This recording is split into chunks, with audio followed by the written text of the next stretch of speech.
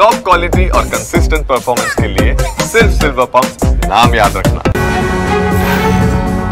ಹಿಂದೂ ಯುವಕನೊಂದಿಗೆ ಹೋಗ್ತಾ ಇದ್ದ ಮುಸ್ಲಿಂ ಯುವತಿಯ ಹಿಜಾಬ್ ಅನ್ನು ಬಲವಂತವಾಗಿ ತೆಗೆಸಲಾಗಿದೆ. ಉತ್ತರ ಪ್ರದೇಶದ ಮುಜಾಫರ್ ನಗರದಲ್ಲಿ ಕೆಲ ಹಿಂದೂ ಯುವಕರು ನೈತಿಕ ಪೊಲೀಸ್ಗಿರಿ ಮಾಡಿದ್ದಾರೆ. 6 ಆರೋಪಿಗಳನ್ನು ಬಂಧಿಸಲಾಗಿದೆ.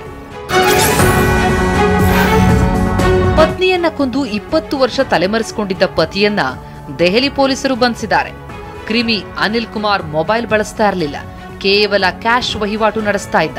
2005ರಲ್ಲಿ ಪರಾರಿಯಾಗಿದ್ದ ಕ್ರಿಮಿ ಈಗ ಲಾಕ್ ಆಗಿದ್ದಾನೆ.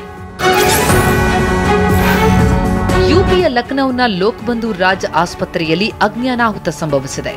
ಕೂಡಲೇ 200 ರೋಗಿಗಳನ್ನು ಹರಸಾಹಸಪಟ್ಟು ಹೊರಗೆ ಕರೆತರಲಾಗಿದೆ. ದಟ್ಟ ಹೊಗೆ ಆವರಿಸಿದ್ದು ಆಸ್ಪತ್ರೆ ಸಿಬ್ಬಂದಿ, ರೋಗಿಗಳು ಪರದಾಡಿದರು.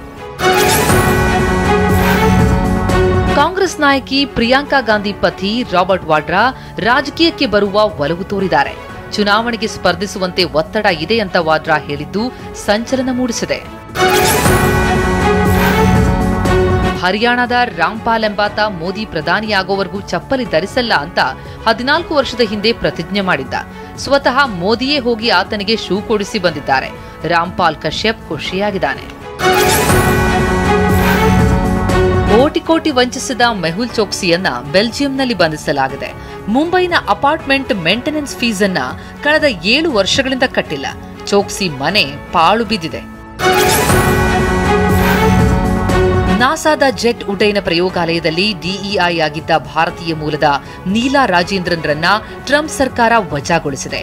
ಪ್ರಯೋಗಾಲಯ ಕಾರ್ಯನಿರ್ವಹಿಸುವುದಿಲ್ಲ ಅಂತ 900 ಸಿಬ್ಬಂದಿಗೆ ಮೇಲ್ ಕಳುಹಿಸಲಾಗಿದೆ.